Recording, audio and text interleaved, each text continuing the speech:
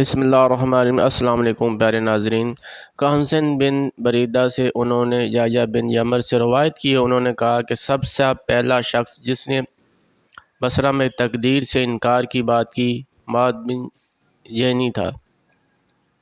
میں یحییٰ اور امیر بن عبد الرحمن امیری حج یا عمرے کے ارادے سے نکلے۔ ہم نے آپس میں کہا کاش رسول صلی اللہ علیہ وسلم کے صحابہ میں سے کسی ایک کے ساتھ ہماری ملاقات ہو جائے تو ہم ان سے تقدیر کے بارے میں اور ان آج کل کے لوگوں کی کہی ہوئی باتوں کے متعلق دریافت کر لیں۔ توفیق الہی سے ہمیں حضرت عبداللہ بن عمر بن خطاب رضی اللہ تعالی عنہ مسجد میں داخل ہوتے ہوئے مل گئے۔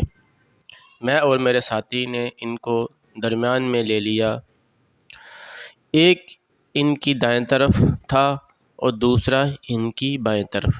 مجھے اندازہ تھا کہ میرا ساتھی گفتگو کا معاملہ میرے ہی سپرد کرے گا، چنانچہ میں نے عرض کی، اے عبد الرحمن، یہ عبداللہ بن عمر رضی اللہ تعالیٰ عنہ کی کنیت ہے۔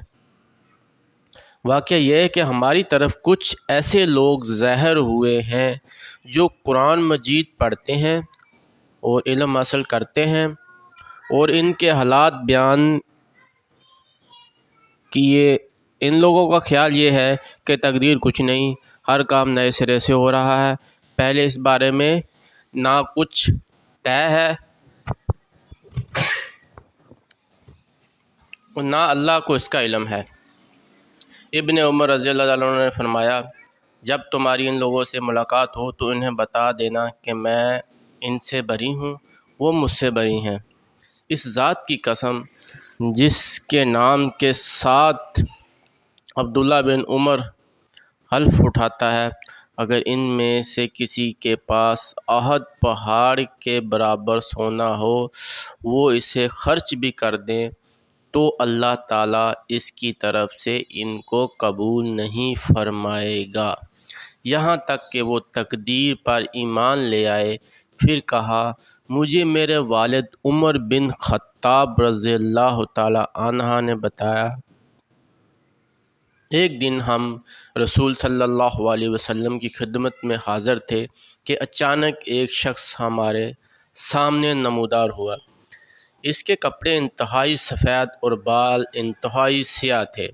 اس پر سفر کا کوئی اثر دکھائی دیتا نہ تھا، ہم میں سے کوئی اسے پہچانتا نہ تھا، حتیٰ کہ آپ آ کر نبی اکرم صلی اللہ علیہ وسلم کے پاس بیٹھ گیا اور اپنے گھٹنے آپ کے گھٹنوں سے ملا دیے اور اپنے ہاتھ آپ صلی اللہ علیہ وسلم کی رانوں پر رکھ دیے اور کہا، اے محمد صلی اللہ علیہ وسلم، مجھے اسلام کے بارے میں بتائیں۔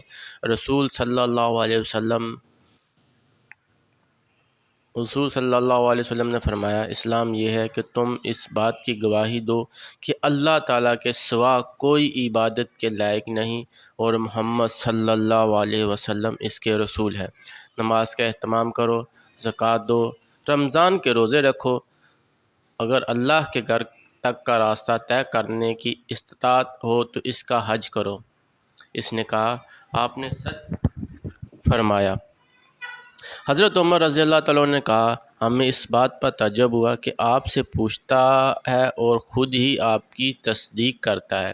اس نے کہا، مجھے ایمان کے بارے میں بتائیں۔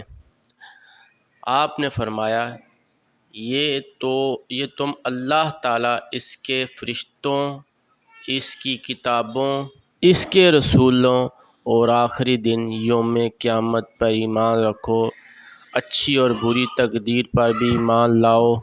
اس نے کہا، آپ نے درست فرمایا۔ پھر اس نے کہا، مجھے احسان کے بارے میں بتائیں۔ آپ نے فرمایا، یہ کہ تم اللہ تعالیٰ کی عبادت اس طرح کرو گویا تم اسے دیکھ رہے ہو، اور اگر تم اسے دیکھ رہے ہو تو وہ تمہیں دیکھ رہا ہے۔ اس نے کہا، تم مجھے قیامت کے بارے میں بتائیں۔ آپ نے فرمایا، جس سے اس قیامت کے بارے میں سوال کیا جا رہا ہے، وہ پوچھنے والے سے زیادہ جانتا۔ اس نے کہا، تم مجھے اس کی علامات بتا دیجئے۔ آپ نے فرمایا، علامات یہ ہیں کہ لونڈی اپنی مالکہ کو جنم دے، یہ کہ تم ننگے پاؤں، ننگے بدن اور محتاج بکریاں چرانے والوں کو دیکھو گے، وہ اونچی سے اونچی عمارتیں بنانے میں ایک دوسرے کا ساتھ مقابلہ کر رہے ہیں۔ حضرت عمر رضی اللہ تعالیٰ عنہ نے کہا، پھر وہ سائل چلا گیا۔ میں نے کچھ دیر اسی عالم میں رہا، پھر آپ صلی اللہ علیہ وسلم نے مجھ سے کہا، اے عمر، تمہیں معلوم ہے کہ پوچھنے والا کون تھا؟ تو میں نے عرض کی، اللہ اور اس کا رسول زیادہ آگاہ ہے۔ تو آپ صلی اللہ علیہ وسلم نے فرمایا، وہ جبرائیل علیہ السلام تھے، تمہارے پاس آئے تھے، تمہیں تمہارا دین سکھا رہے تھے۔ صحیح مسلم 9-3۔